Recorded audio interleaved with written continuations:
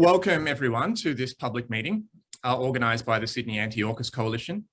We're an alliance that came into being in the wake of last September's announcement of a new security partnership between Australia, the UK and the US, featuring of course a plan to purchase nuclear submarines, but which we see as part of a wider escalation of militarism in Australia and a drift towards war.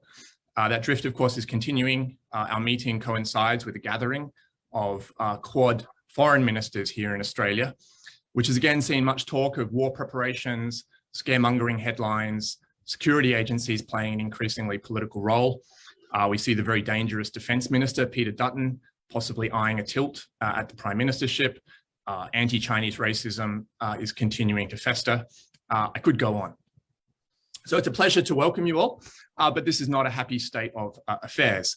Our coalition is united by the view that simply sitting back and waiting for good sense to prevail is not enough at this point in time. We aim to tap into and mobilise the sentiment that exists in Australian society against warmongering and confrontation with China, and this meeting is a step in that direction.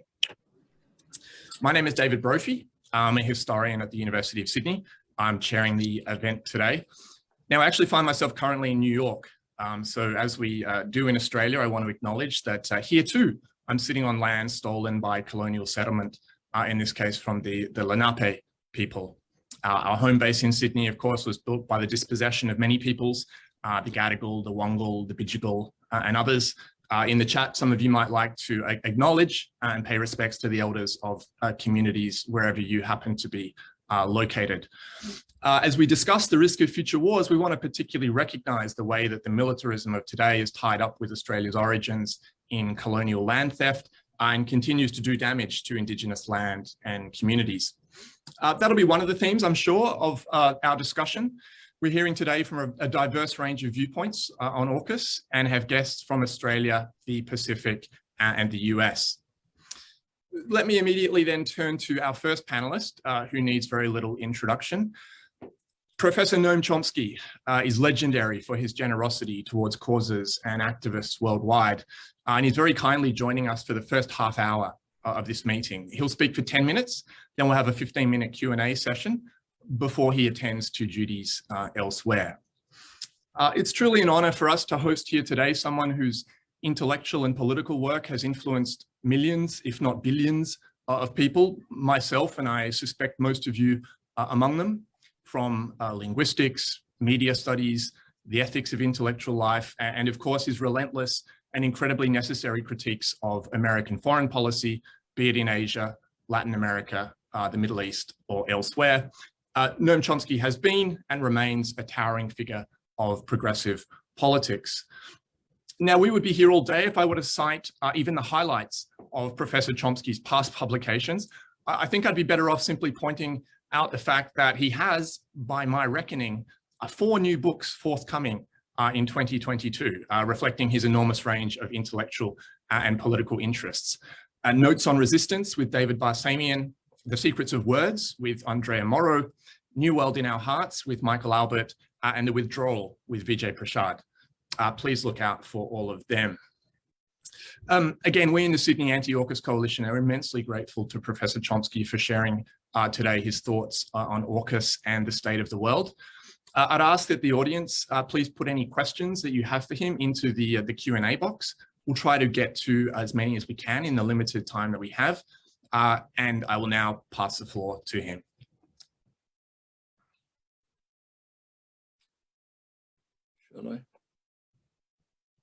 Shall I start? Please, please. Yeah, okay. Thank you. Well, as the Winter Olympics opened, Presidents Putin and Xi met in Beijing to form a new axis, the New York Times reported. The principle announced by this reincarnation of Hitler and Mussolini, the report continued, I'll quote it, is that a powerful country should be able to impose its will within its declared sphere of influence.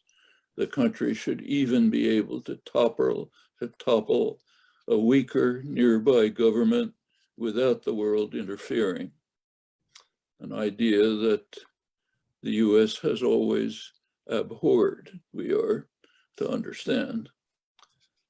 China is the more dangerous of the new Axis forces on the march, and the United States is preparing to defend itself from the awesome Chinese threat.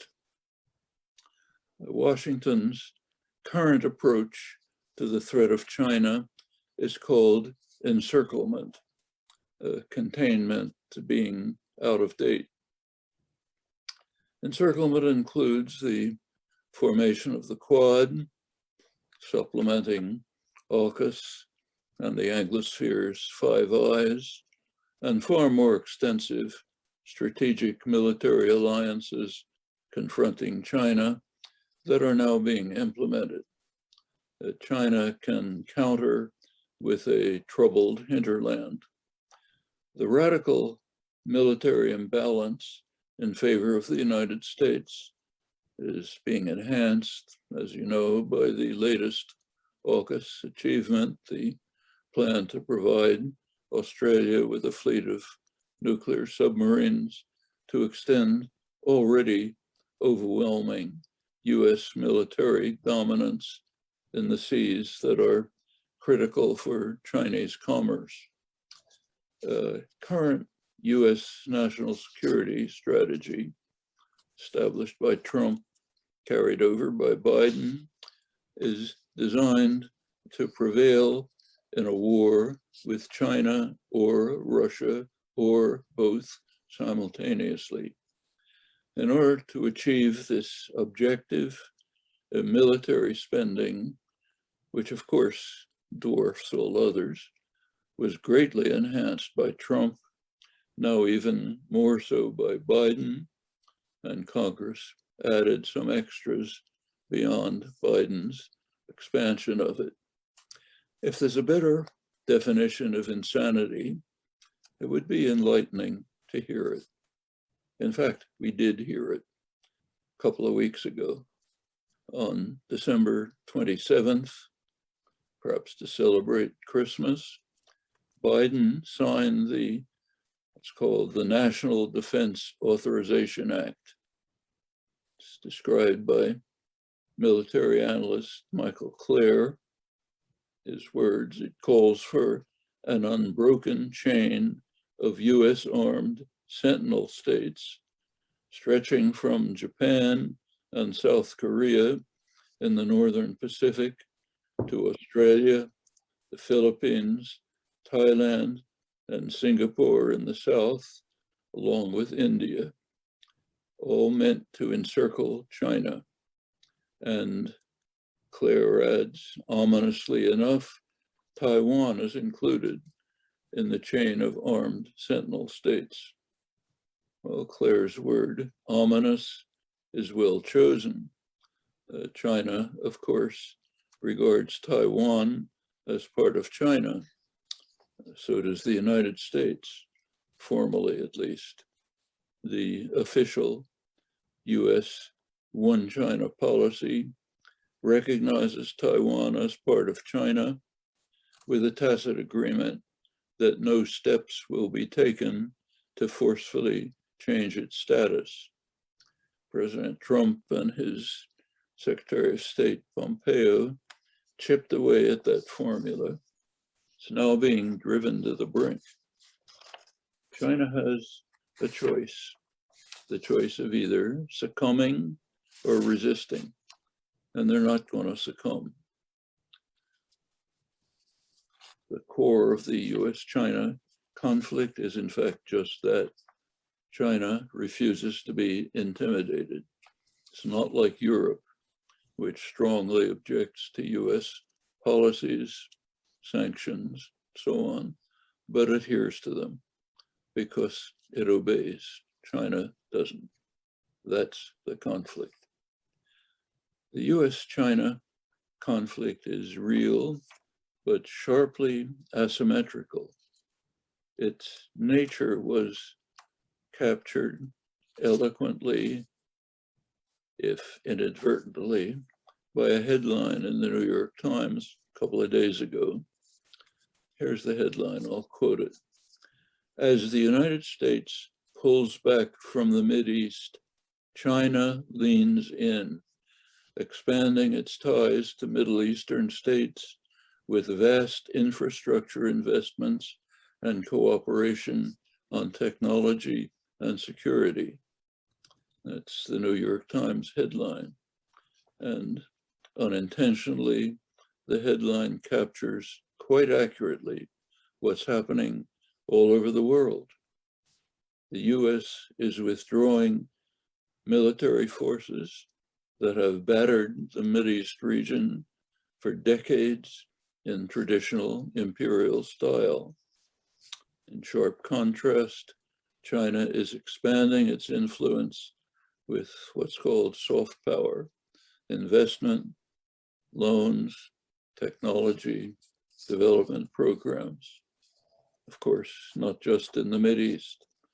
The most extensive Chinese project is the huge Belt and Road Initiative that's taking shape within the framework of the Shanghai Cooperation Organization.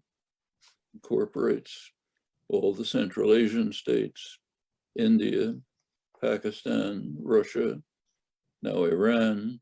It's reaching to Turkey, clearly with an eye on Central Europe. May well include Afghanistan if it can survive its current catastrophe.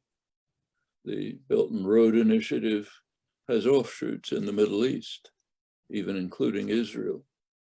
There are accompanying programs in Africa, and now even Latin America, over strenuous US objections.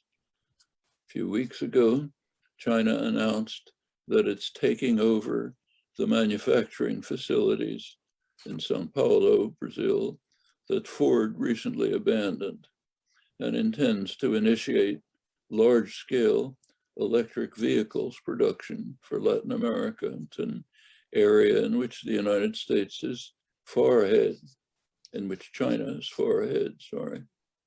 The United States has no way to counter these efforts. Bombs, missiles, special forces raids in rural communities just don't work.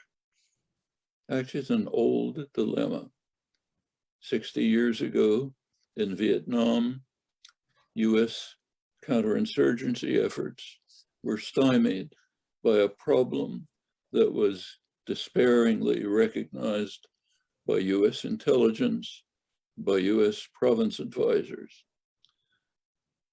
The problem was that the Vietnamese resistance, what's called the Viet Cong in the United States, were fighting a political war, a domain in which they were strong and the United States was weak.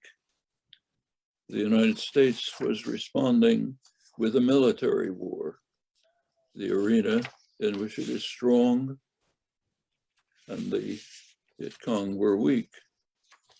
But that couldn't overcome the appeal of Viet Cong programs to the peasant population. That was the dilemma 60 years ago.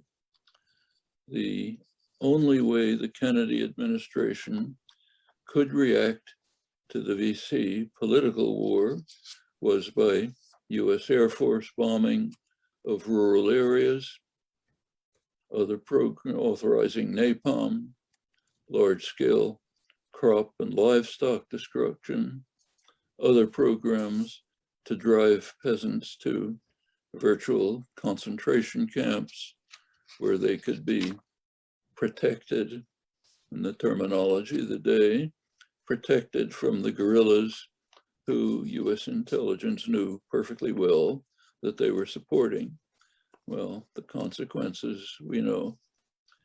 Now, that's not unlike the dilemma posed when China leans into the global South by, quoting the Times again, by expanding its ties with vast infrastructure investments and cooperation on technology and security.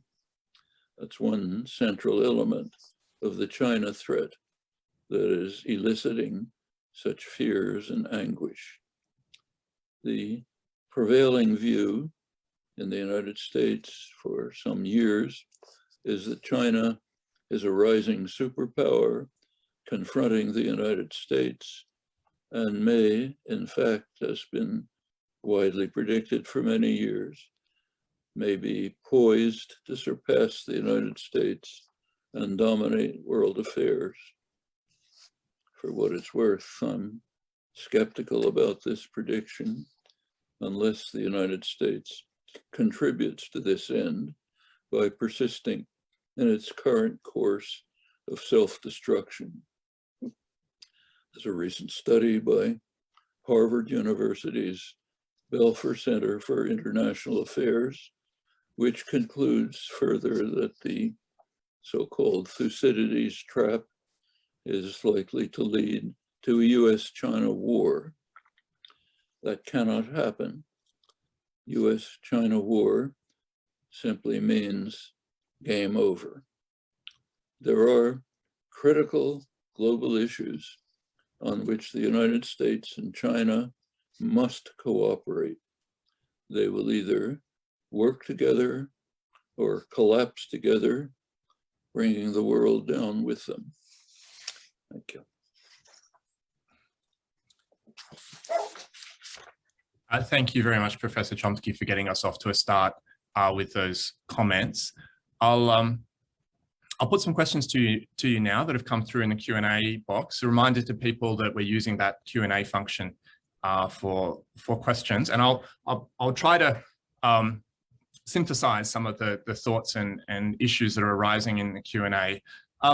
There's been a couple of people wanting to ask questions about the anti-war movement. I might just read one of these questions out.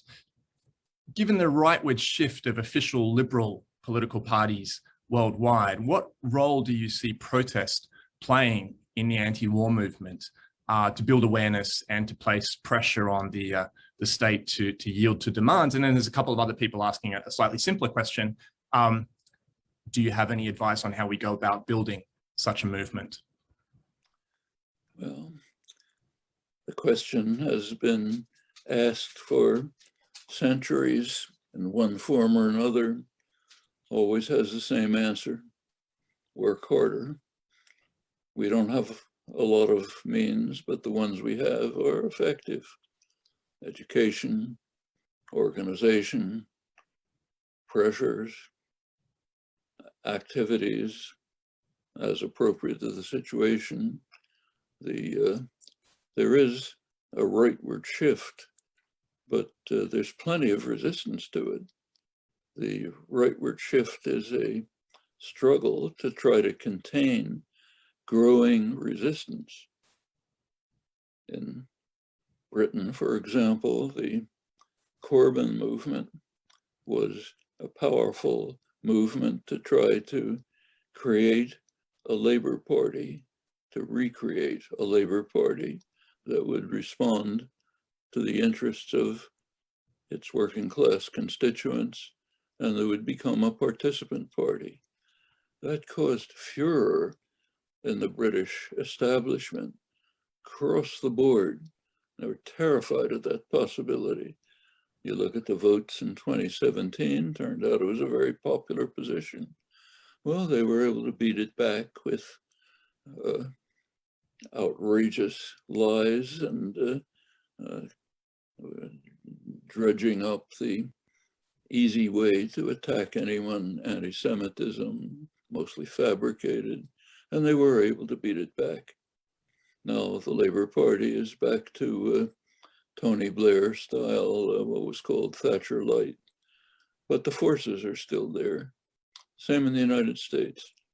Bernie Sanders was bitterly attacked by the media, condemned, either ignored or attacked, despised by the Democratic political establishment.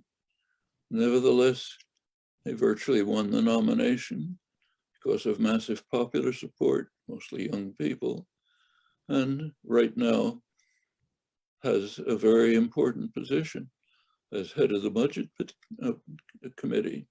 in that position, he's putting forward very positive programs, which are being cut back, of course, by 100% Republican opposition, but also opposition of the Democratic establishment. Policies that might bring the United States in conformity with most of the world on social justice issues, where the US lags far behind. Well, those are the struggles that are underway. The power systems do not abdicate without a struggle. We know that. And the weapons of popular organization, activism, can make a difference. They do. Take the United States, country I know best, but the same is true elsewhere. There's a regressive period in the United States. Nevertheless, it's a far more civilized country than it was, say, 60 years ago. At the time of the Kennedy escalation of the Vietnam War, you could find no opposition to that policy in the United States, overwhelmingly supported. I remember very well trying to organize a little bit of opposition. The only way you could do it is by meeting a couple of people in somebody's living room, or maybe in a church with 4 people, most of whom wanted to kill you. That's when the war was escalated. Well, changed. You look back to the 1960s, the United States had anti-miscegenation laws that were so extreme that the Nazis refused to accept them. Women were legally regarded as property, not persons, still taking over old British common law, didn't change till the mid-70s. Lots of other things have changed, not by magic, but by use of the means that are available to us. We now start from a much higher plane, thanks to the work that was done by dedicated activists over many years. Same's true in Australia, same's true elsewhere. That's the way we can proceed. Thank you. And there are many questions coming through. It's hard to choose what to put to you. There is a question here that is often a topic of debate in Australia among anti-war activists. I wonder if you have any thoughts on it. I might just read it out. How do you appraise Australia's posture vis-a-vis AUKUS, US bases, the Quad, and so on? Is it the case that Australia is being dragged into this by the US, or is Australia itself an imperialist champion, albeit a minor one? As I say, this is a question that often animates discussion here in Australia. I wonder if you have any thoughts on that kind of issue. Well, the question kind of begs a question. It assumes that US encirclement with Australian support is an effort to address China's human rights breaches. That's what's assumed. So we can start by asking, does that have any credibility? Well, there's an easy way to check. Take a look at US and Australian concern for human rights breaches, where they can directly affect the consequences because they are complicit in the human rights breaches. So take US military spending, it's a good index. Take a look at it. In a category by itself, way above anyone else, are 2 countries, Israel and Egypt. With regard to Israel's human rights breaches, it's sufficient now to turn to the recent detailed studies by Amnesty International and Human Rights Watch on what they describe as the second apartheid state. First one, South Africa, having disappeared. You look down the rest of the list, you find the same thing. There's extensive documentation showing that US military aid is closely correlated with human rights abuses of the most severe kind: torture, massacre, aggression, so on. And you look at other indices, it's the same. With regard to Australia, you can fill it in for yourselves. Take a look at Australia's immigrant policy, for example. It's a hideous scandal. I don't have to tell you. One of the times I visited Australia a couple of years ago was at the invitation of the East Timor Refugee Association. I was giving talks in Australia, talking about Australia's direct contribution to probably the worst slaughter relative to population since the Second World War. You may recall that it was Prime Minister Gareth Evans, the only leading figure in the world, who officially recognized Indonesia's conquest of what he called the Indonesian province of East Timor. That's while Australia was cooperating with Indonesia to try to rob East Timor of its sole resource, the oil of the Timor Sea. You can continue without my help on this. The United States and Australia have no concern for human rights. Repeat, no concern. That's evident from how they treat human rights violations in the areas where they can immediately deal with them, because they are complicit and they have the power to end them. US and Australia, of course, are much concerned with human rights violations somewhere else, where they can't do anything about them. That's cheap and easy. Chinese human rights violations are severe. They're within the limited range of Chinese reach. We don't help them by encircling China. We don't help end them by circling China, increasing provocations and so on. Nuclear submarines in the South China Sea don't help people in the western provinces of China. Quite on the contrary, they build up powerful repressive forces, partly in reaction to the provocative actions, and that of course leads to more repression within. It's a familiar dynamic.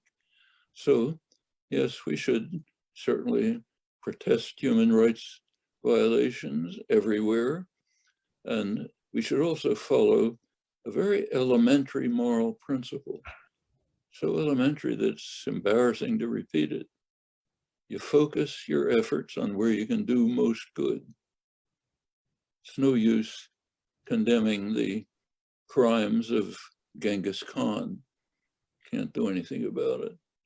Makes a lot of sense to condemn and act to end our own human rights violations, which are enormous and extreme. I think that's how we should deal with it.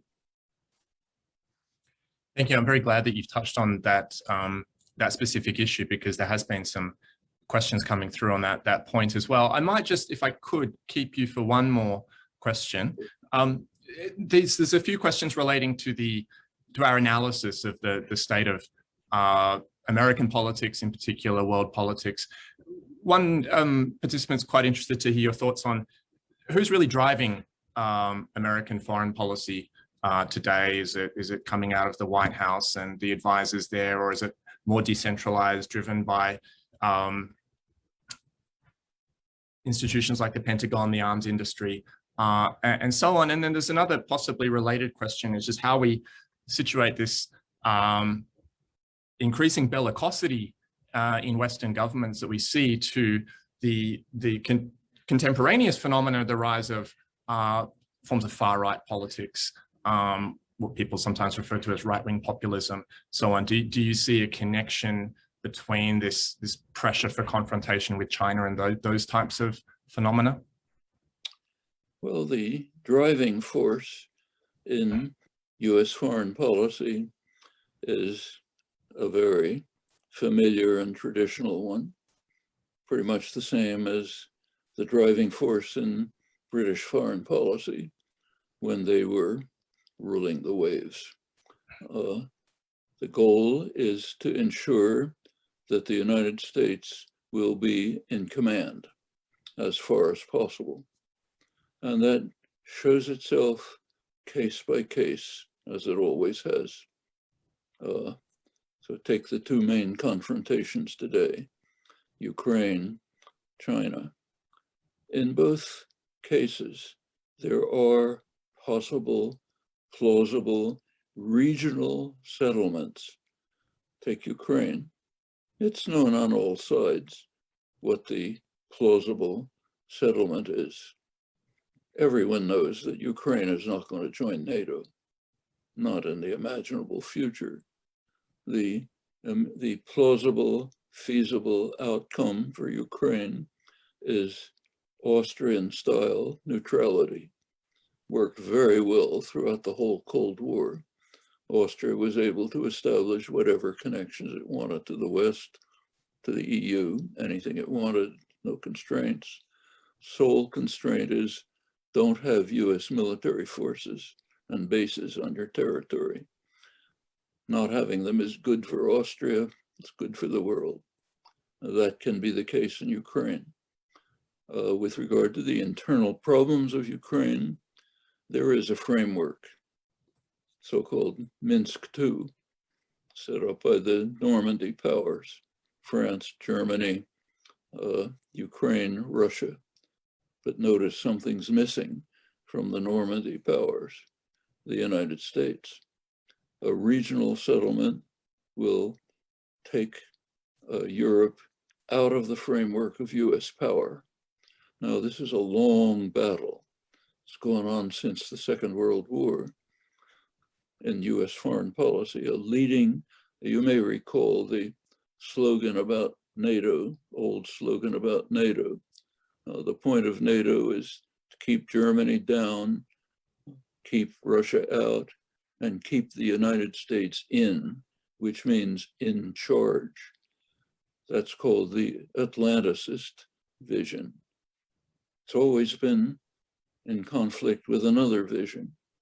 Gorbachev's vision when the Soviet Union was collapsing was what he called a European common home.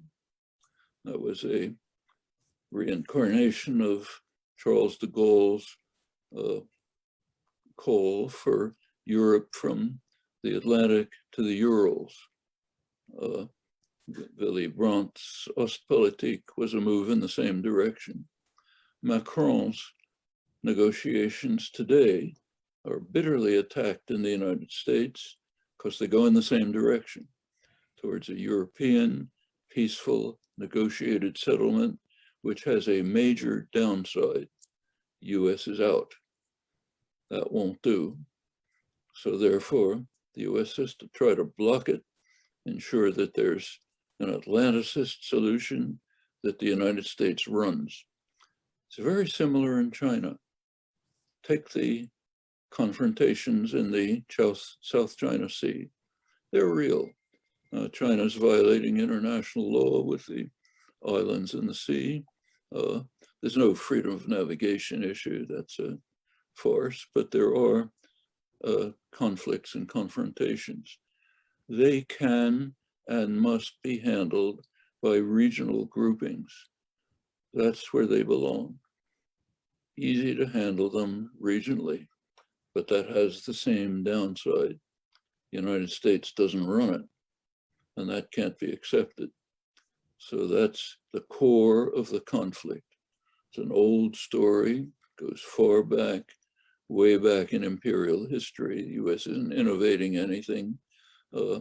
After the Second World War, the United States was so far in the lead that it could actually establish and run global order. Notice what happened with that. In the early years of the Cold War, the United Nations was very popular in the United States. Why? Because the other industrial powers had been devastated. The United States could give the orders. The UN was just a tool for US foreign policy, did whatever the US said. Well, that was a passing phase. The industrial powers recovered. Worse still, decolonization came along with its call for self-determination. Bandung Conference, an online conference, the efforts in the UN to establish a international economic order, a new economic order that would be geared to the needs of the former colonized countries instead of just robbing and killing them. New information order, give the third world some voice in the international information system. All of this was beaten back violently, including assassinations, overturning governments, and so on. Can't have that. And there's an interesting outcome, which is discussed right on the front pages now. You go back to the Alaska summit meeting a couple months ago, United States and China, very rancorous. It broke up over a basic issue. China insisted on what it calls the UN-based international order. US opposes that. US calls for what's called the rule-based international order. Footnote, the US sets the rules. So we'll have a US-based international order called rule-based. Well, in US scholarship, commentary, and so on, you're supposed to be in favor of the rule-based order and opposed to the UN-based order, because the UN is out of control. The UN is no longer favored, no longer just does too many things the US doesn't want. It even has policies like the UN Charter, which the US flatly rejects. Core principle of the UN Charter is you cannot use the threat or use of force, except under conditions that are irrelevant. Every US president violates that. The United States isn't going to be bound by that. So we don't want a UN-based order. Well, all of these things are in the background. That's much more important than arms contractors and other things. Yes, they have a role, but fundamentally, it's just basic, fundamental imperial policy. Professor Chomsky, we'd love to keep you for the evening, but I think unfortunately that's all we have time for in this section of our meeting. Our deepest gratitude again to you for taking time to be here. We will be keenly following your ongoing work and contributions to our common cause. We're going to move now to the rest of our panel.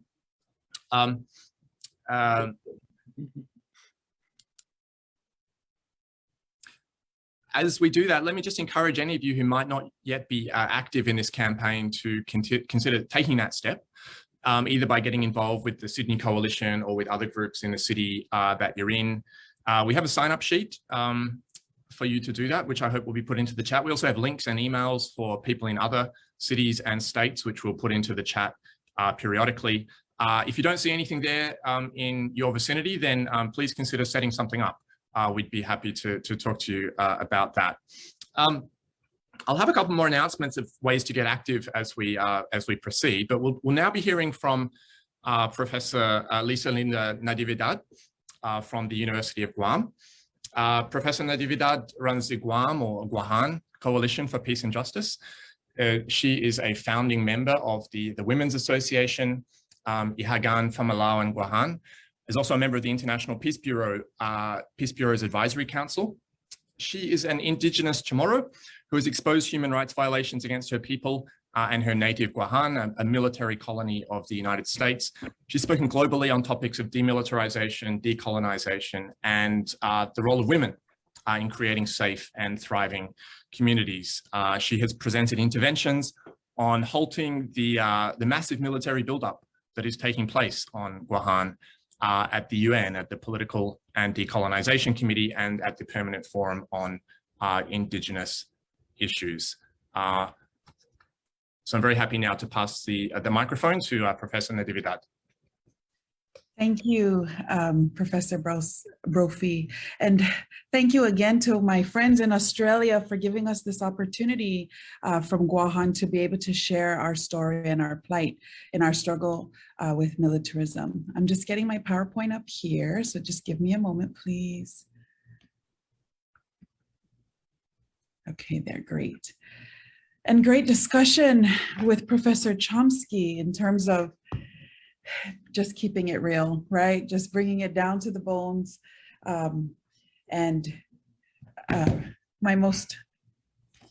I'm sorry, I'm a little befuddled here, but just the pure reminder that we need to keep on fighting, right?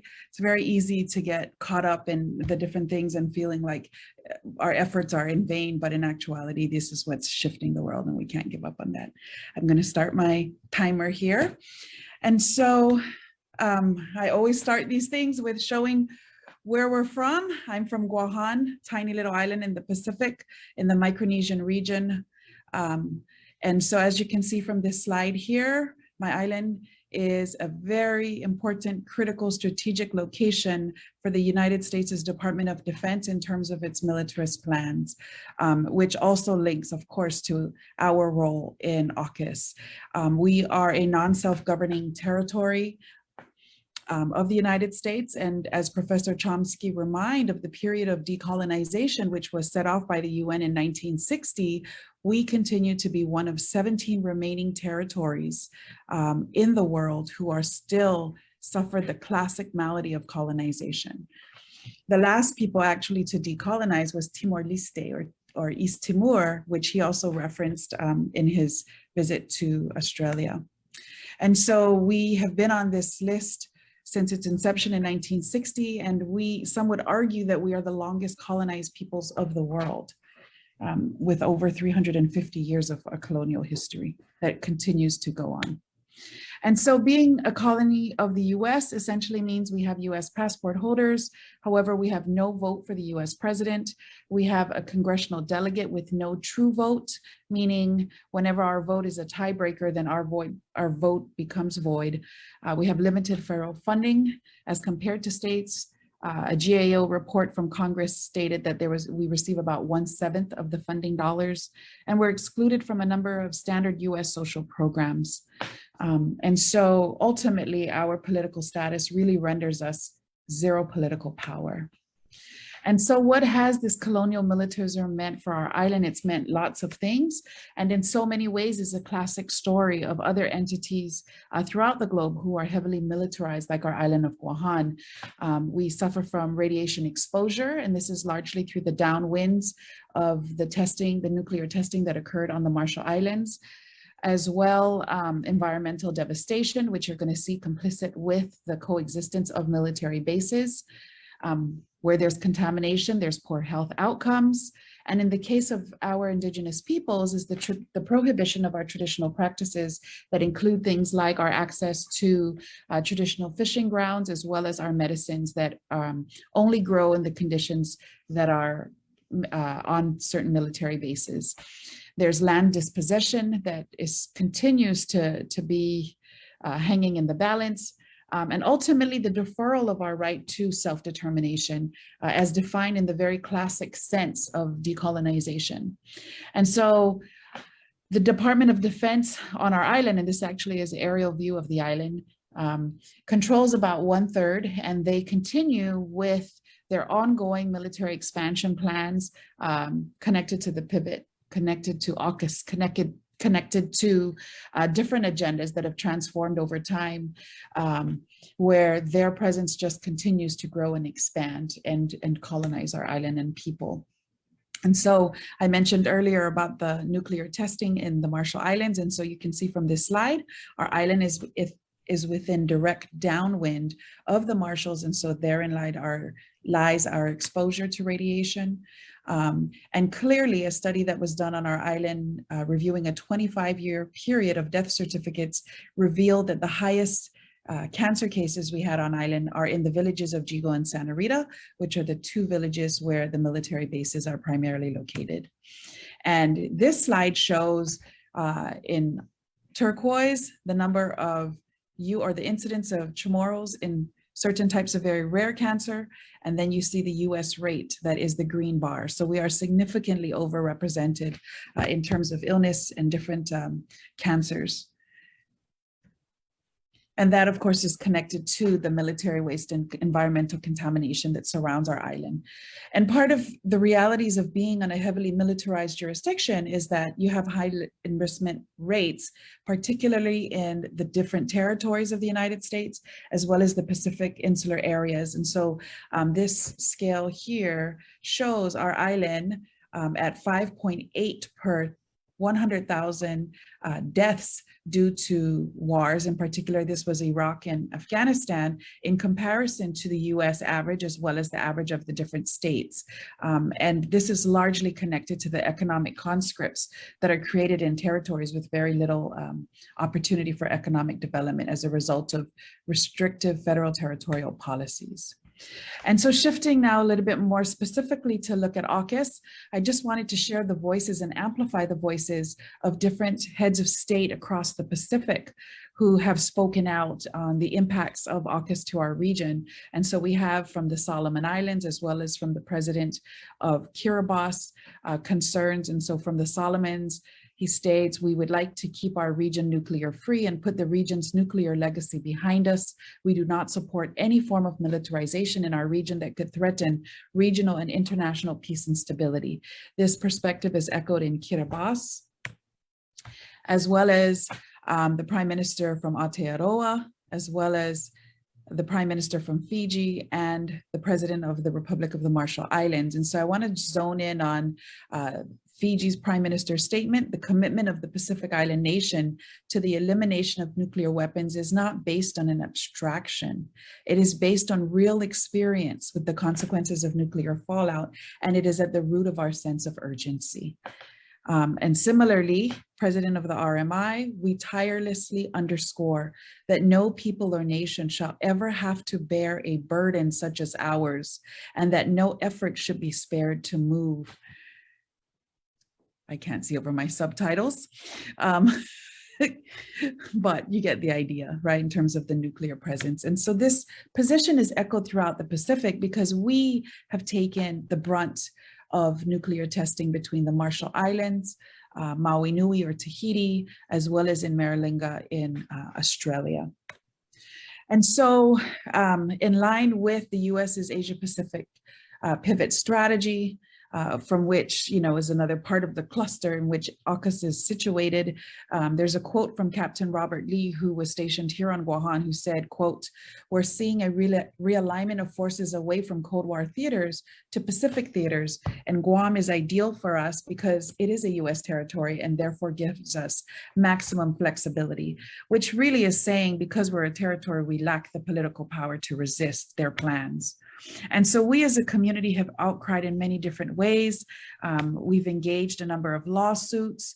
We have pushed back in terms of the violation of the Department of Defense on our own programmatic agreement directly with them. Our governor herself has called for a pause on the military buildup that's been happening.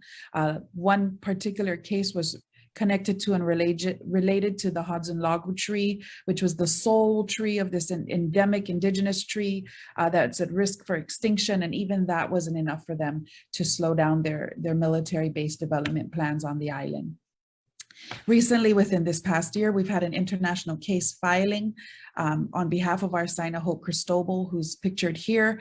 She petitioned the Inter-American Commission on Human Rights, alleging systematic violation of the right to self-determination of our people by the US, particularly focusing on the denial of our right to self-determination, as well as on the growing and increasing militarization of our island.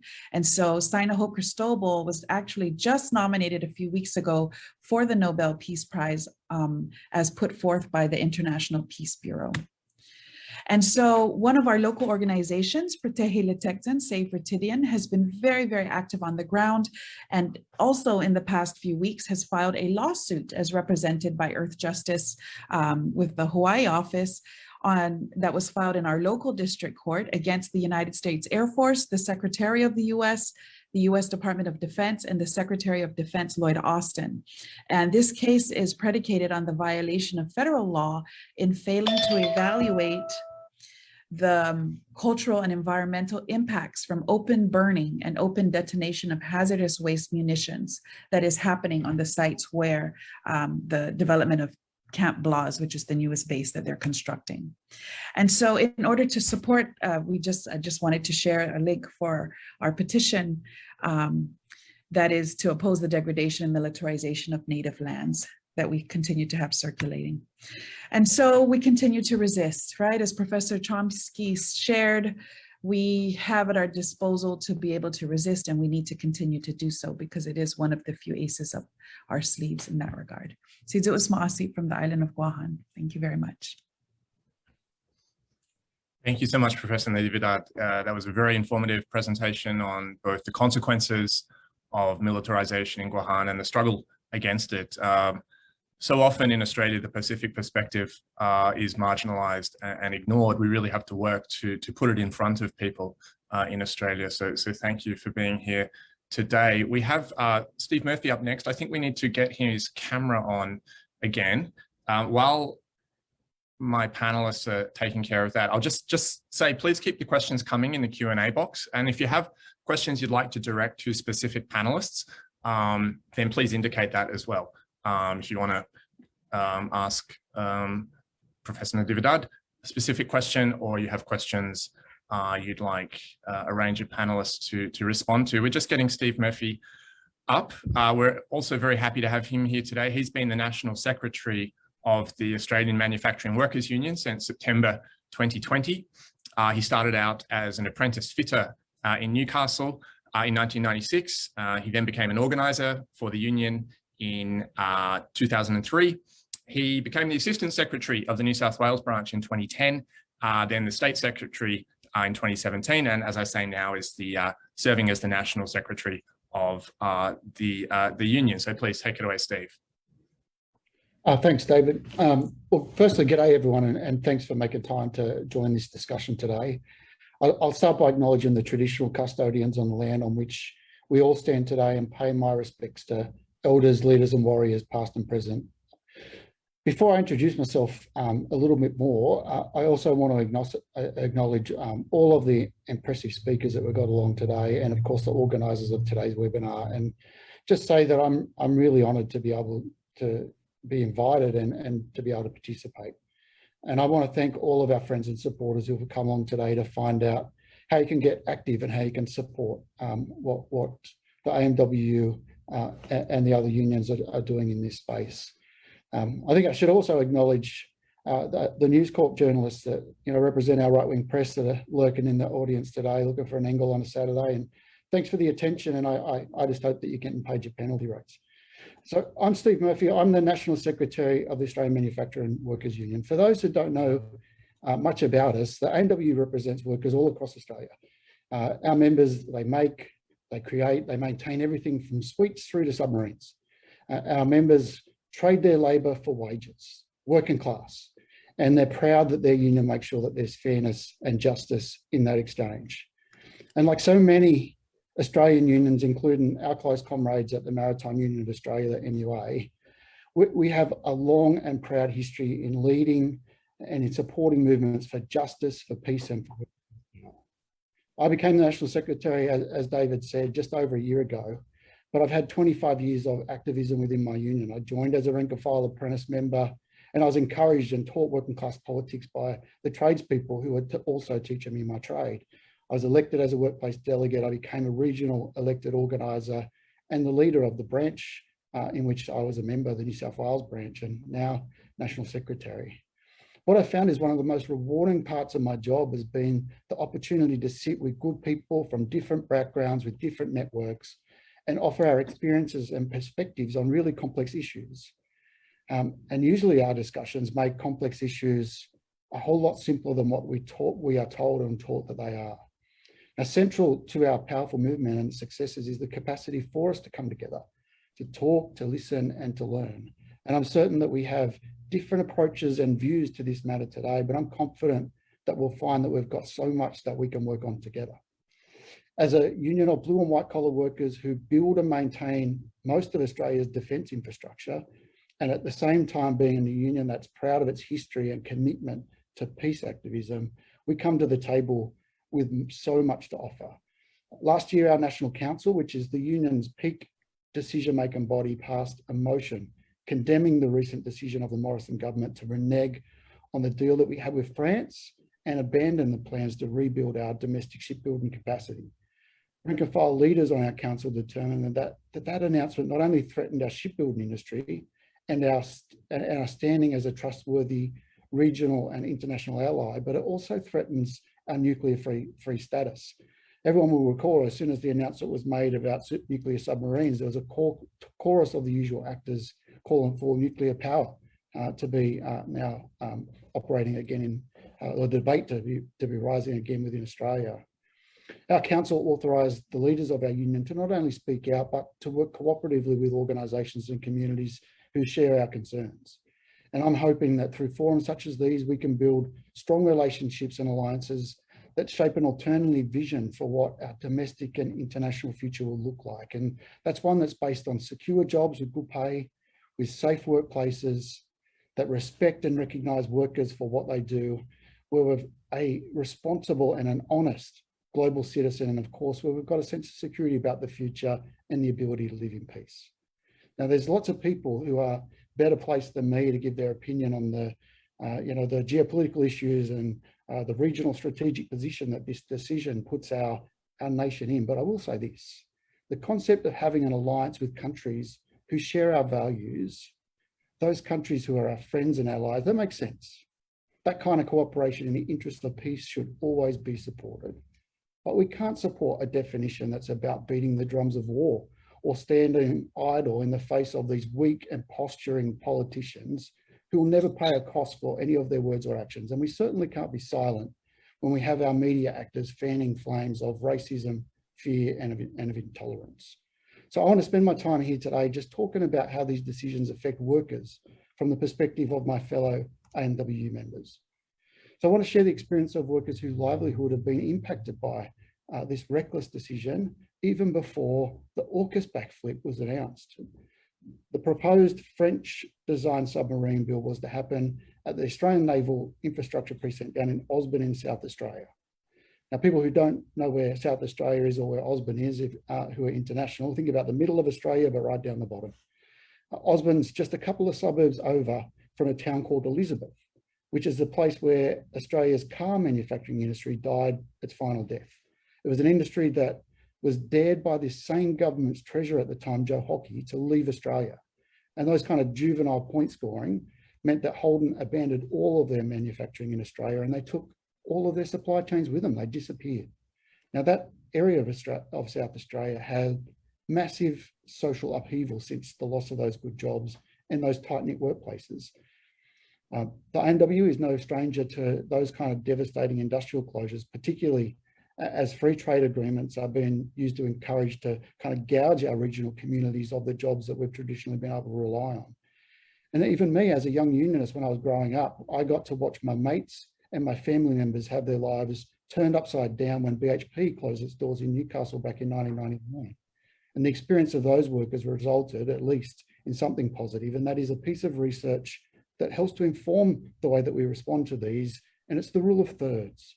When these big closures happen, the workers end up in one of three distinct groups. 1/3 move to a job that has got similar types of pay and job security. 1/3 of the workers move into work that is insecure, low paid, and subservient work. And the final third, unfortunately, never work again. And this region was at risk of succumbing to what we refer to as a valley of death, due in part to the closure of our vehicle making industry at Holden, but also because work was slowly drying up in our shipbuilding industry, again, due to policies of this government to send those jobs and the work overseas. Now, our campaign was tough, but it was successful. After years of neglect and a lack of support for the heavy engineering jobs that are possible, the French arrangement to build submarines in Australia promised these working class communities something that is so important, and that is hope.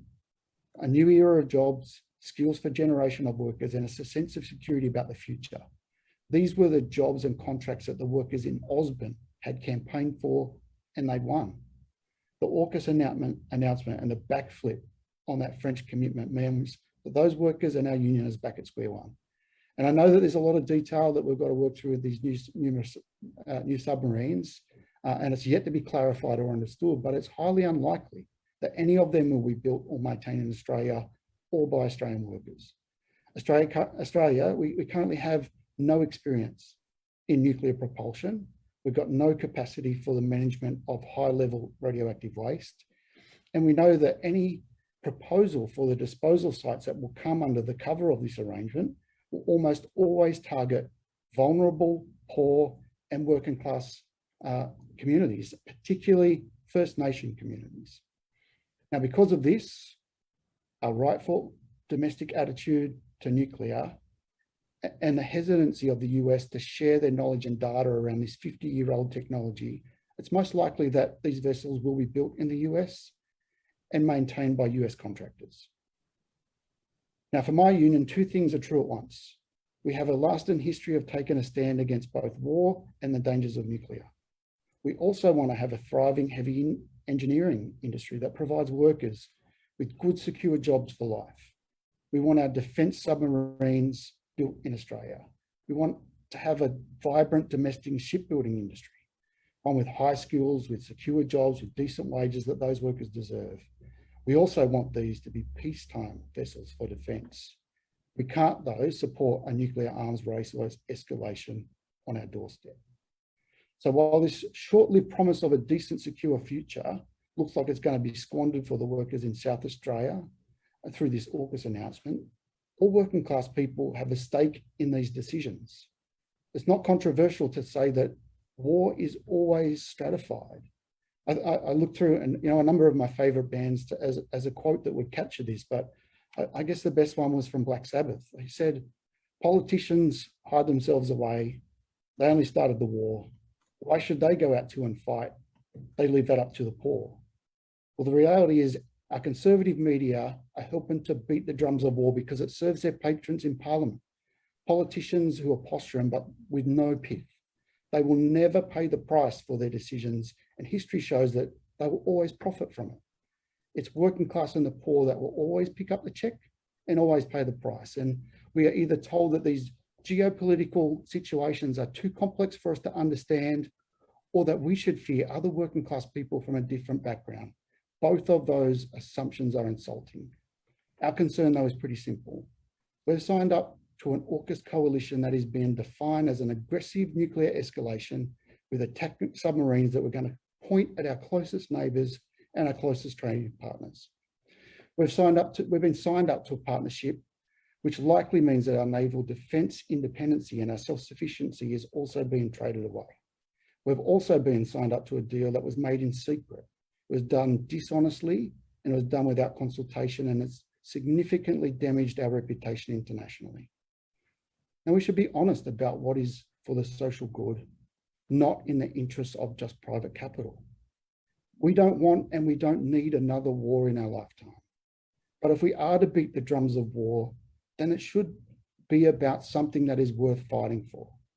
A war on poverty, a war on inequality, a war on exploitation, on political corruption, on wage theft, or on secure work, on access to free education, on access to free childcare, healthcare, and aged care, on corporate greed and tax avoidance and obscene CEO salaries, on media bias and their interference in political outcomes, on governments and politicians that act as profit enhancers for private capital.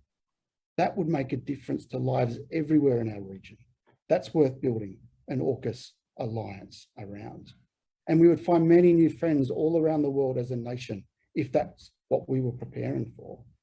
But here, now, us, we should be building our own alliances for peace, for justice, and for equity.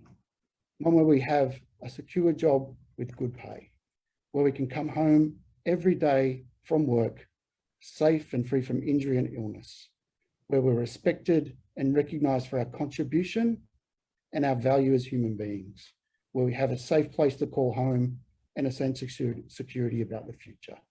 Now, we've all got some work to do to build momentum and to show discipline as we move through this unstable period of history. But small meetings like this always grow. I want to thank you for your time today.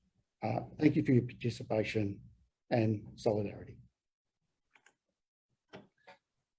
Thank you so much, Steve. Solidarity to you too. It's really fantastic to see unions stepping up, talking through these issues with their members, calling out the reckless war talk and the way that always puts the interests of ordinary Australians last. I think today you provided a really strong example that we hope other unions will follow. We'll turn now to Natalie Wasley. Natalie is a long-time nuclear-free campaigner. She's travelled across Australia and the world, meeting with communities impacted by the nuclear chain. She spoke in 2005 as a youth representative at the UN Nuclear Non-Proliferation Treaty meeting. She lived in Central Australia for a decade, organising with remote communities against proposed uranium mines and nuclear waste dumps, and has also been elected to the Australian Nuclear Free Alliance National Committee. She now works as a stevedore at Port Botany. She's a delegate and health and safety rep in the Maritime Union of Australia, which has also taken a strong stance on this issue, and she continues to campaign for climate justice and a nuclear-free future. Thanks, Nat. Thank you so much, David, and to the Anti-AUKUS Coalition for organising today, and of course all of the speakers for the really thoughtful contributions so far. I live and work on Bidjigal land in New South Wales, not far from the site of the first invasion, and of course sovereignty over this land was never ceded. I'm here today presenting an environmental perspective on the AUKUS deal, but as with all campaigns looking at environmental issues, this cannot be separated from a human rights and social justice perspective. And I think the speakers have covered this really well so far. All facets of the nuclear industry disproportionately impact Indigenous and First Nations communities worldwide.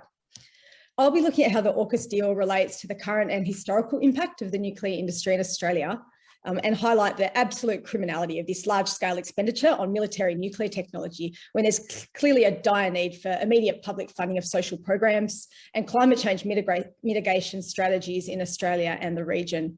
Steve covered the job situation very well.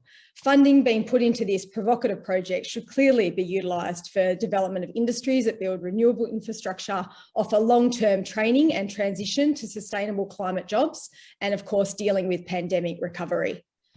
There are really direct environmental risks from the submarine deal. Aside from the massive energy costs involved with production and transport and decommissioning, there is a risk of contamination from a submarine that is sunk, whether accidentally, intentionally, or due to an attack. Since the Second World War, there has been 9 nuclear-powered submarines that have sunk around the world, and this has released a significant amount of radiation into the sea. An accident raising a sub from the floor could jar the reactor and set off an uncontrollable chain reaction and explosion, irradiating sea life, or if already on the surface, the terrestrial environment. If sunken submarines with large amounts of spent fuel on board are left on the ocean floor, it's inevitable that they will leak spent fuel. Experts say that a reactor containment failure, which would release radioactive cesium-137 and strontium-90, is also likely, but it's hard to calculate the timeframe on which this would occur. The ocean does dilute radioactive materials, but even a small amount can be concentrated up the food chain through bioaccumulation. This can have ecological, health, and economic consequences. Communities or countries that rely on fishing could be financially devastated, even just from the possibility of contamination. 20 countries still have a ban on importation of Japanese seafood, which was enacted after the Fukushima disaster in 2011. And we know that all stages of the nuclear chain create waste that is hazardous for many thousands of generations. Despite almost 80 years of a nuclear industry worldwide, there's still not a single nuclear waste dump for long-lived high-level waste anywhere in the world. Successive attempts to build a national intermediate level dump in Australia, and from time to time proposed international dumps in South Australia, have been thwarted by affected traditional owners and communities and their many allies and civil society organisations, unions, and the wider community.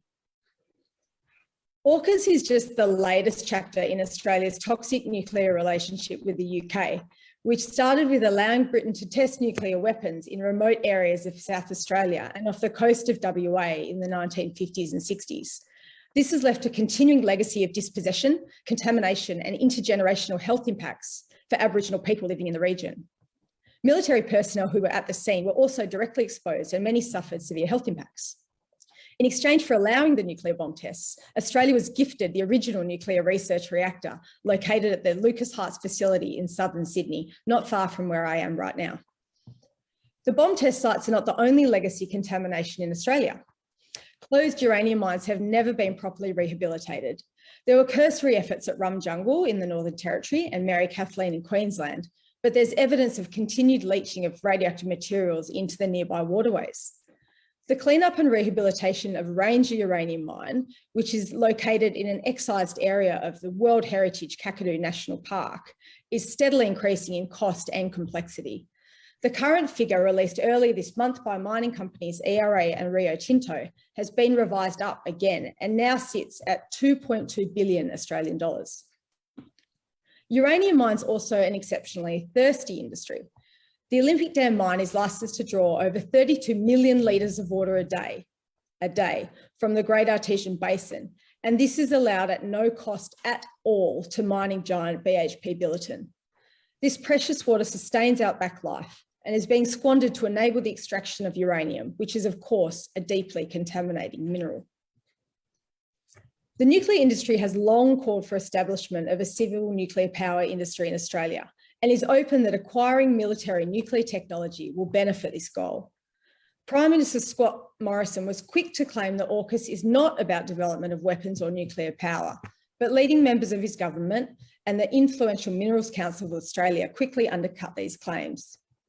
Even former Prime Minister Tony Abbott, who's now a UK trade advisor, said, quote, "If nuclear power is okay at sea, pretty soon it will be okay on land too." The Minerals Council of Australia calls this an incredible opportunity that connects us to the growing nuclear power industry globally and its supply chains. In fact, the press release that MCA put out in response to this announcement opened with a statement that says, quote, "Reforming the Environment Protection and Biodiversity Conservation Act is the first step in developing the skills and infrastructure to support the critical technology needed to acquire nuclear power submarines." The EPBC is actually a critical piece of legislation in assessing uranium mining applications. National environment groups have long called for it to be strengthened rather than watered down. Both the EPBC and the Australian Radiation Protection and Nuclear Safety Act are federal laws with clear prohibition on domestic nuclear power, and they are the target of sustained hostility from pro-nuclear voices who are actively trying to remove these bans. In a Minerals Council forum in June 2021, the chair of the Climate Change Authority granted the prohibition has to be lifted, and there is a secret society of people out there trying to figure out what conversation to have with government to lift that prohibition. Any expansion of Australia's role in the global nuclear industry, such as commitments made under AUKUS, will increase the pressure on country and communities that have already long suffered from uranium mining. The submarines would be fueled by highly enriched uranium, with enough on board that the reactor core would not require refueling for its entire lifespan of 30 years. This is the most suitable material for rapid and ready conversion to nuclear weapons, and some submarine reactors may have material on board equivalent to 20 nuclear weapons. Having access to this material definitely simplifies the path for any future government to build weapons, and this is from a technical and a social policy perspective. The AUKUS deal is also a major challenge to the wider nuclear non-proliferation regime and raises huge concerns for an already fragile NPT. It exploits a gap in the treaty, which is silent on the use of nuclear material for military purposes. Australia would become the first non-nuclear weapons state to receive this highly sensitive technology, which sets a very poor precedent for other states who will be emboldened to also seek nuclear material, which is outside their commitments. It may be diplomatically unsustainable going forward for the US to only have this agreement with Australia when other states have been actively seeking it as well.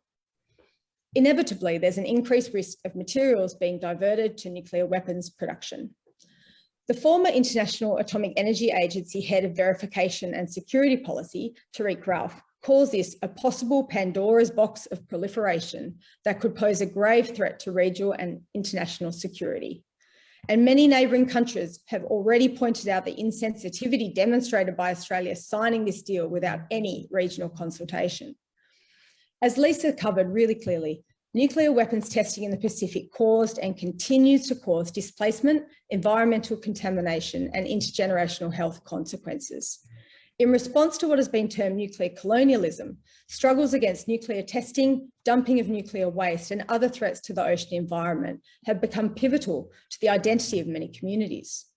With rising sea levels, low-lying areas are being inundated, but even as they face climate emergency and deal with the COVID pandemic, many island countries have reiterated their commitment to maintaining their nuclear-free zones as a priority. AUKUS assumes unimpeded passage of submarines through regional waters, which, given the lack of consultation, is a flagrant disregard for countries in the designated Southeast Asia nuclear weapons free zone. State parties to another treaty, the 1986 Treaty of Rarotonga, can decide if nuclear-powered subs enter their territorial waters or call at their ports. Overwhelmingly, they've spoken against the plan, and Lisa covered Aotearoa's quick response that will maintain the ban of having nuclear submarines in its internal waters. The funding for AUKUS is the largest Australian military purchase ever, but it is effectively a blank cheque, with lots of the key detail pending a review that's going to be held in 2023. This includes what type of subs, their operational capacities, where they'll be built, as Steve mentioned, and also when they'll be delivered.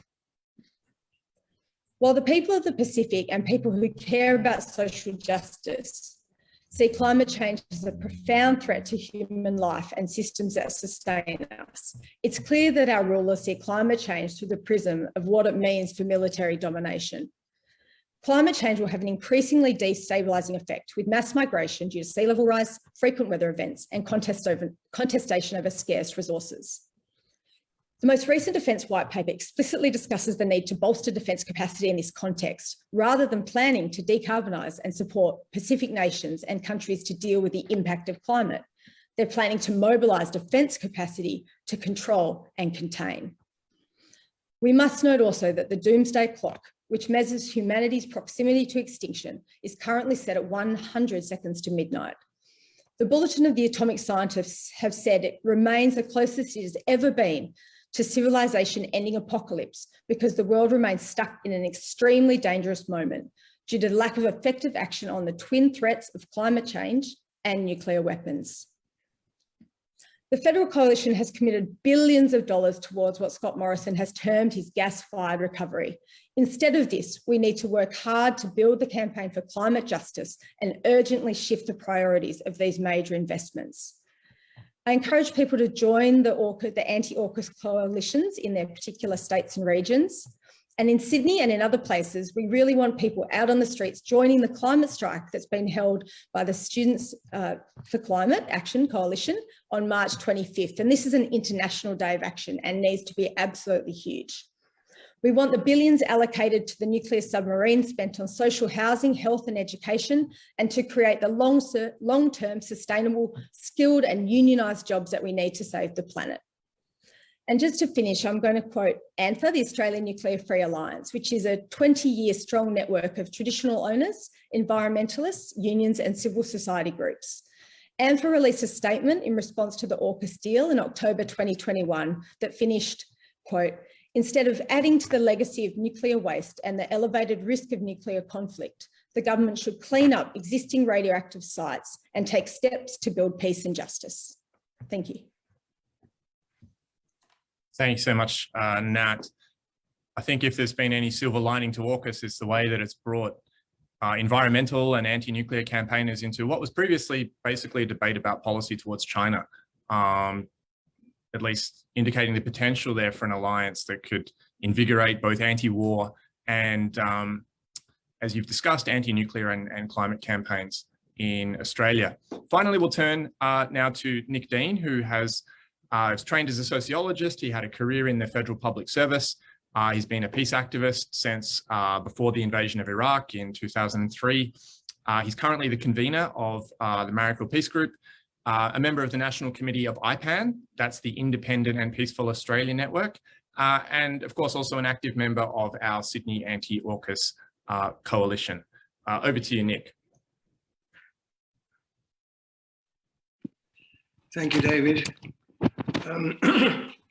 In acknowledgements of its traditional owners, I tell you that I'm speaking to you from the land of the Gadigal people, land from which the Gadigal were violently dispossessed. And also I'd like to thank you who've stayed online long enough to listen to me as the last speaker. And I hope I don't go over ground that's been covered very well before me.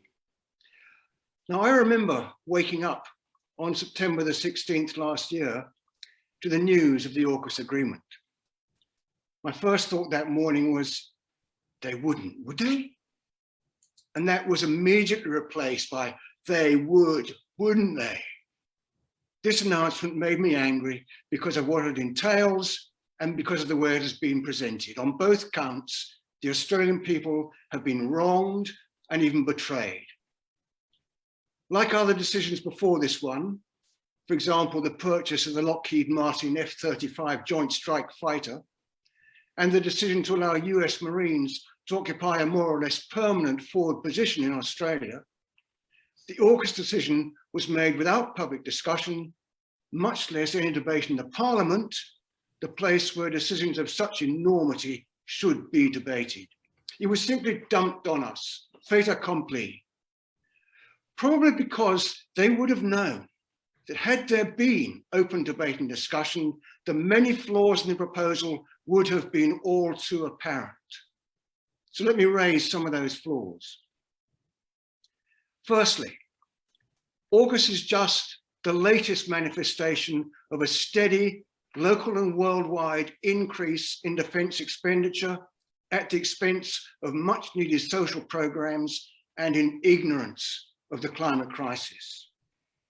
I'll give you a brief quote from an article about the climate crisis from Ian Dunlop, who writes, "Escalating defence budgets need to be redeployed around climate action. There is little point in developing increasingly sophisticated means of killing one another when the future of civilization itself is at stake." Secondly, and very importantly, consider the strategic implications of acquiring nuclear-powered submarines. They're well suited for stealthy attacks in deep waters, that is, waters distant from our coastline. By their nature, they're not defensive, but offensive weapons. There's scarcely any pretense about the fact that they are intended for use in aggressive actions, no doubt initiated by the USA and against China as the expected enemy. So the AUKUS agreement, if it reaches fruition, far from fostering friendship with China, brings us closer to war with that nation. The AUKUS agreement includes more visits to Australia from US warships and warplanes, more US Marines in the Northern Territory, where additional military assets are already being built. Putting all these things together, AUKUS paves the road for Australia to join the USA in open conflict with China. And that road to war is the road our leaders are taking us down right now, unless we can bring about a dramatic change of direction. As has been said elsewhere and by others, AUKUS and peace are incompatible. We can choose between the two, but we cannot have both.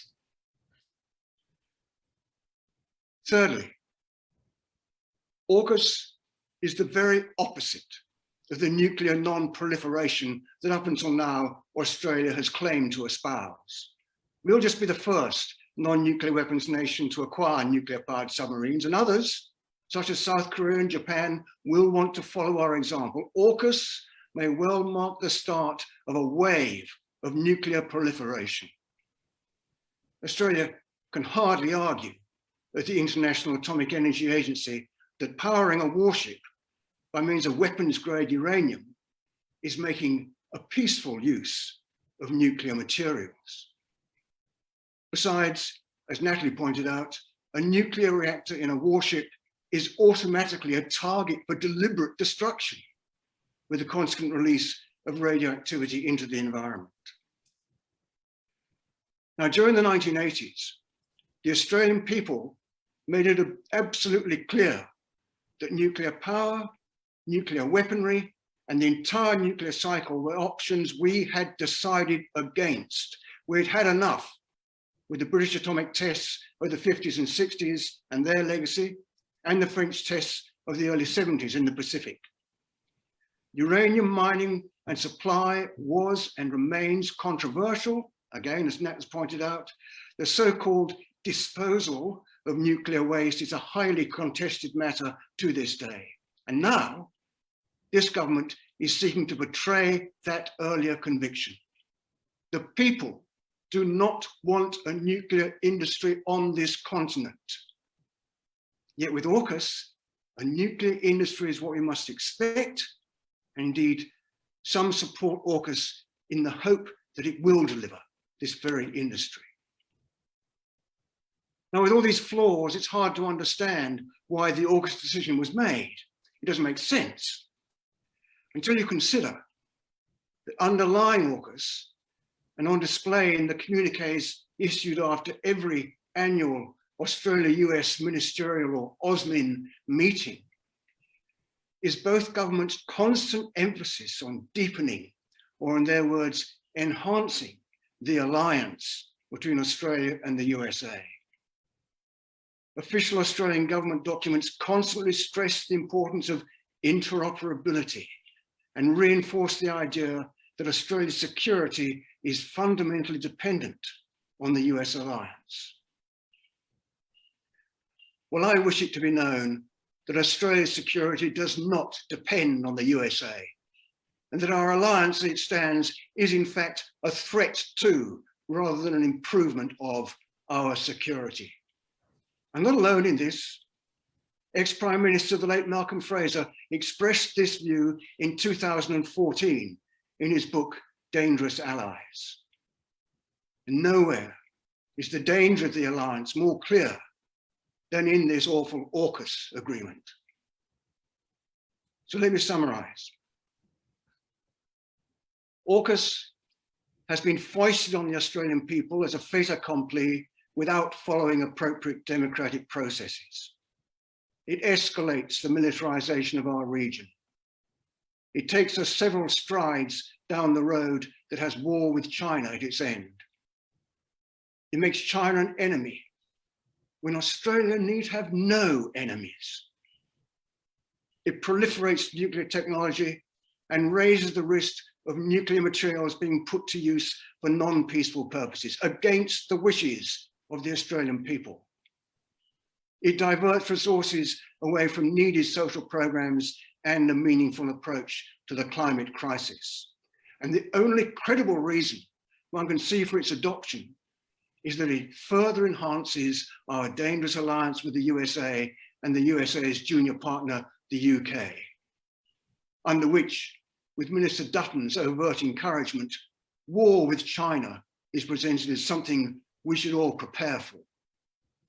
So I say again, AUKUS and peace are incompatible. And that is why we must make a stand and stop AUKUS. Every person who wants to live in a peaceful and peace-loving Australia, and I believe that to be the overwhelming majority, should stand up now for the cause of peace.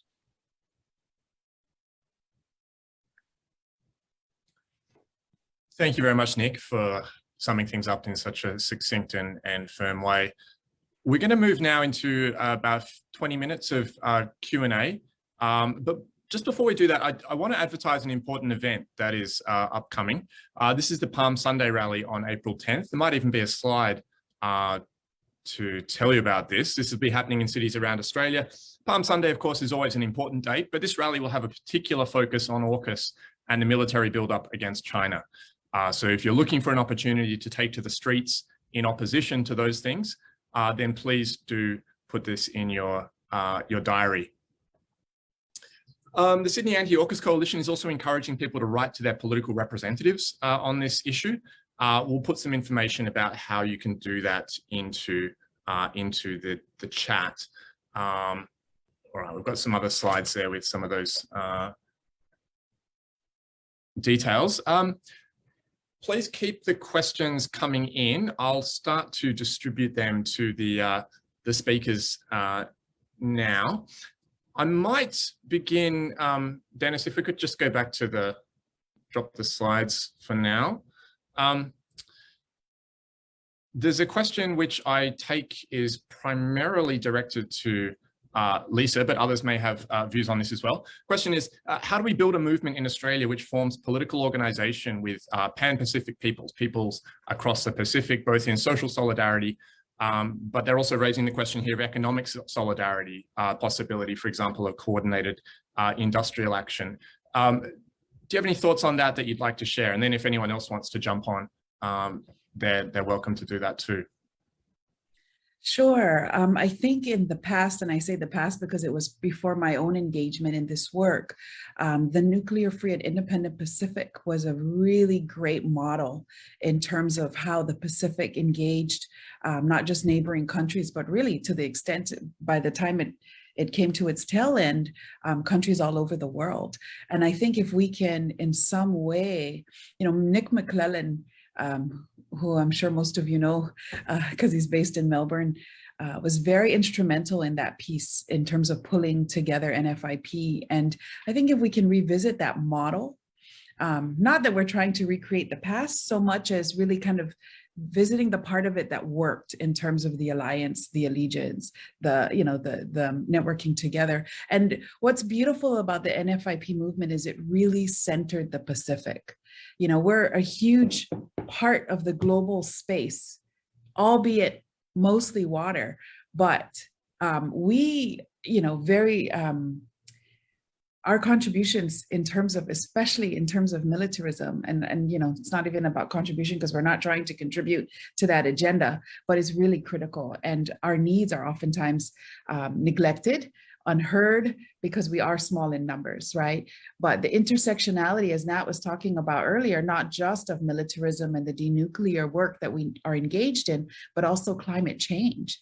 And the Pacific has been the sacrificial lamb in all of those different intersectional areas. So that collaboration is really critical to move forward at this point. Thank you.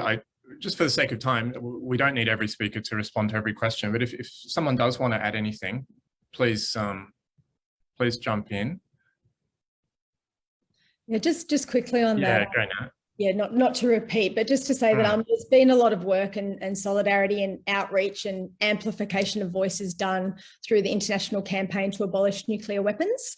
I just wanted to point people to an excellent report called Troubled Waters that you can access through their website that actually covers a lot of different perspectives from the Pacific and otherwise, looking at the AUKUS deal. And it's just an excellent resource and starting point.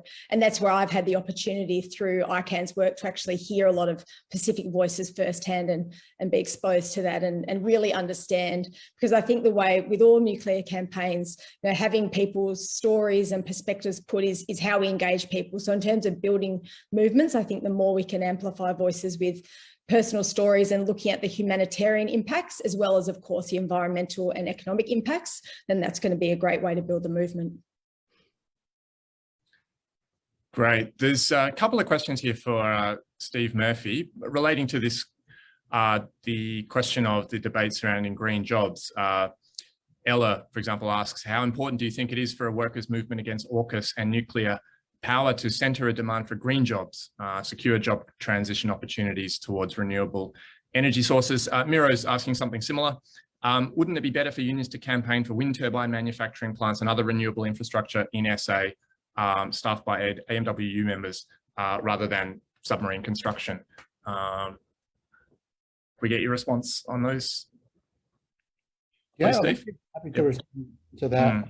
I could have done a much longer speech to talk about all the things that we're doing as a union. And anyone that's been kind of looking at the space that is the debate that was happening around the climate culture wars would kind of know that the AMWU led with a number of other unions, a coalition or an alliance of 11 unions and environmental groups called the 100 Jobs Alliance, to try and push back on that polarization of the debate, that it was a choice between jobs and the environment. And that's the 100 Jobs Alliance isn't an island, of course. It's happening all around Australia, where there are unions and environmental groups coming together, looking at the economic reality, and that is that our energy needs are in transition. They're not in transition because government is pushing them. They're in transition because of international pressure, but most importantly because of the movement of private capital to areas where they continue to make profit. As profit goes down in the coal mining sector, they are protecting their investment, but doing very little to protect or look after workers. And what we want to do, the phrase isn't accepted very widely in Australia because of the way that it was poisoned during the last election of a just transition. But what we are trying to build in Australia is support for workers to have justice as those energy needs change. And unless we're able to get a foothold in those new and emerging industries, and for Australia to have the skills to be able to do it, we will lose the capacity, or other countries will leapfrog us to specialise in those, and we will miss out on the jobs of the future. Just like we saw with solar panels that were originally made in Australia, other countries were doing a lot of research. They pulled the government support for Australian industry, and we no longer are making those solar panels in Australia. You get imported ones. And there's all different technology now that's being researched and developed and expanded, and a whole lot of talk around where the investment's going to go.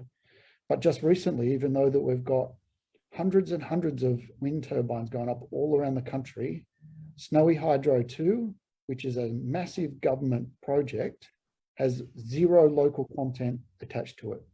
And we've seen all of the wind towers being exported, or the jobs for wind towers being exported overseas, and those wind towers being imported. Adding insult to injury, the wind towers are pulled through the town where we actually manufacture Australian-made wind towers, and those workers have to watch those come in. So we haven't dropped the ball, and we certainly don't have blinkers on when it comes to renewable energy jobs. We're right at the front line when it comes to making sure that that is a consideration. But what we actually need is the will of government to not only play a role in that change to ensure that it isn't just about private profit, but what we need is that the policies and levers that government can pull to make sure that Australian workers get a fair go and a fair chop at being able to secure that work, the skills, and a leg up so that we can make sure that we're manufacturing this stuff into the future. Thank you, Steve. I might just put the question about the Labor Party to the panel, and anyone who'd like to respond to it. Someone's asking, do you think there's a hardening of Labor's positioning on China at the moment? The media backlash against Paul Keating's comments, ALP strongly distancing itself from that. Now, I should say we have ALP members in the meeting today, but at the parliamentary level, is there a hardening taking place? Where do we feel that the Labor Party is at on this question this point in time? Would anyone like to offer their thoughts on that? I'll have a go. I was amazed at the way the Labour Party immediately leapt on the AUKUS decision in support of it. They're not a true opposition at all, to my way of thinking. So I was very happy to hear what Keating had to say. But as the question implies, he's now sort of out on a limb where the party is concerned. But I think the party should listen to him. I think he was the person speaking sense, and I hope he does so in the future.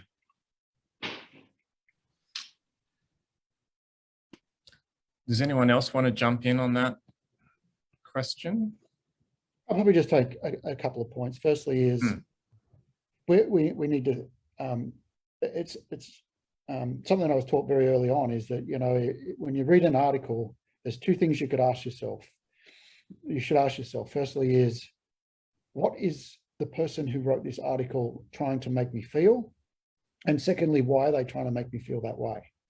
And if you look at what's happening with the media in Australia, they are fanning this in a way that creates really a wedge for Australians to be able to, almost like you've got to pick a side.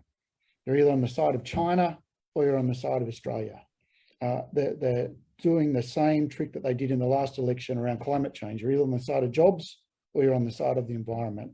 And the truth is that that is not where the conflict exists.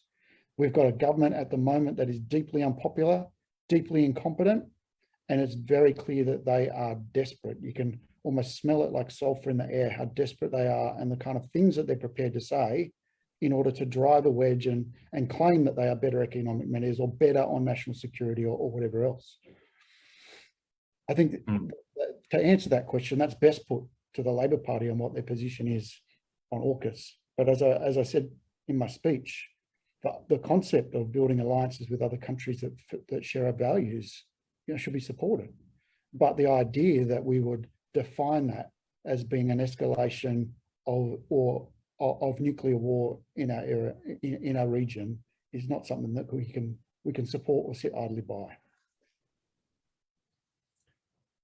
I've had a request for a report on the anti-Quad protest that was, I think, down in Melbourne on Thursday. Unfortunately, we don't have the capability to bring other speakers in to talk about that, but there was a response to Blinken's presence in Melbourne, I believe a couple of days ago, if anyone wants to put any more information about that in the chat. But we congratulate all of those who got out at short notice to present to Blinken our anti-war standpoint, and that is something that we hope to continue and build on in coming months. There's a fairly general question, but I think it is really the crux of the discussion today. There's a participant who asks, well, we know war and saber rattling is not the way forward. How can the left articulate a broadly convincing alternative? And I put the emphasis there on broadly convincing alternative to militarism and imperialism that secures peace and genuine security in our region. Now, we've heard a lot of different ideas about various different fronts in this campaign, but are there any key focus points that you see that we need to be working on to bring about that sort of alternative that you'd like to highlight for the audience today? And this is really open to anyone.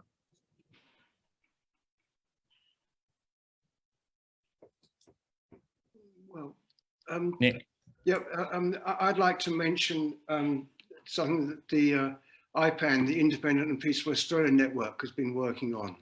They've conducted a people's inquiry, which is more or less complete now, and they aim to present or table a report in Parliament probably after the election. But that's an honest attempt to try and bring together a lot of the thinking about what's going on in terms of Australia's foreign policy and its military stance in the world. So I'd encourage people to seek that out as soon as it becomes publicly available. That's just one thing. Thanks, Nick. Lisa. So I just wanted to share that the International Network of Women Against Militarism have actually developed and have available online a redefinition of security focused on genuine security as the question described, and really focusing on, how do we shift to providing the community's needs, right? Particularly in terms of social service programs, education, and the things that people truly need to feel safe and secure in our environments and our homes, which includes home, access to education, clean water, and those kinds of reframings of safety. And so, aligned with the International Women's holiday that's coming up in the next couple of months, and we're really going to be doing a push to try to get that more visibly seen as an alternative to the current construct of security and defense.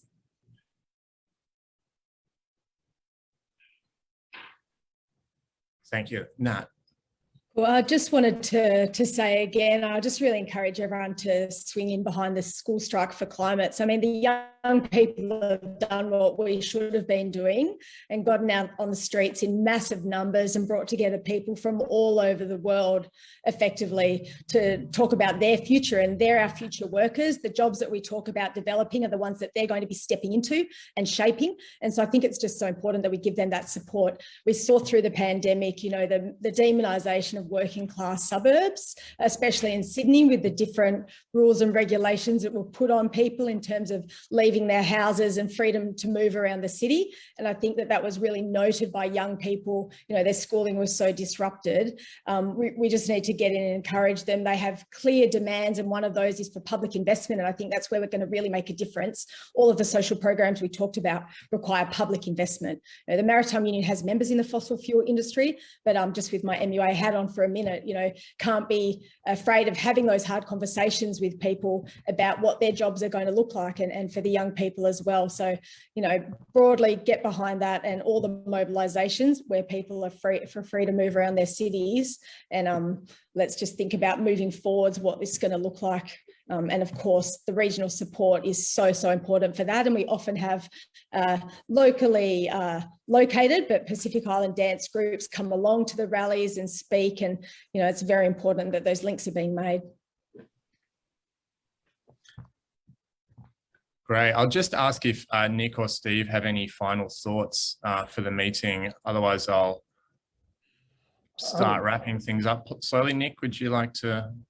Can I mention an event that's coming up in May? There's an event, and I'm just going to look at it myself, Indo-Pacific 2022, between the 10th and the 12th of May in Darling Harbour. Maritime and naval technology for the Indo-Asia Pacific. I think that's going to provide an opportunity for some expression of opposition. It's an arms dealers convention, essentially. Absolutely. Yes, yes, yes. David, there's a slide for the Young Labour that. Yeah, no, we'll get to that now. Yeah, so look, I will just start wrapping things up. We're talking about events. I've also had another request from Robert Stainsby in Adelaide to announce an upcoming action there on Ghana Yeta. It's taking place at 11 a.m. at the Adelaide Convention Centre this coming Tuesday. The former US ambassador will be speaking there on AUKUS business opportunities. There is the campaign group No Nuclear Subs SA on social media that you can follow to find out more about that if you're in the vicinity of Adelaide next Tuesday. Now, as is often the case, as you're leaving political meetings, organisations advertise their upcoming events. We've had a couple of organisations who've asked to do that. One of these is Young Labour Left, who I'm very glad to say has taken a position against AUKUS. I think we have a slide for that, Dennis. They'll be holding an event later this month with their comrades in UK Young Labour and the Young Democratic Socialists of America. We very much welcome that step. We strongly encourage more members of the ALP to join them in opposing the AUKUS agenda. So please look out for that event. And then the Communist Party of Australia also has an event that they would like to advertise, upcoming event on AUKUS. I believe there is a slide for that as well. If in the last few minutes, people have been putting other events into the chat that you'd like to advertise, please feel free to do so. Again, naturally, we in the Sydney Anti-AUKUS Coalition welcome, indeed, we strongly encourage more organisations and individuals to get involved with our work too. We're a diverse coalition from a range of political backgrounds. We won't always agree on everything, we don't have to, but we do share the view that our primary task as Australians is to combat our own government's policies and actions that are heightening tensions globally. These actions are not motivated by a commitment to freedom and democracy, but by strategic and economic rivalries that ordinary people here and across Australia have no interest in, and indeed only stand to lose from. These policies are making us less safe. They're putting our civil liberties at risk. They're fostering racism and xenophobia towards Australians of Asian background.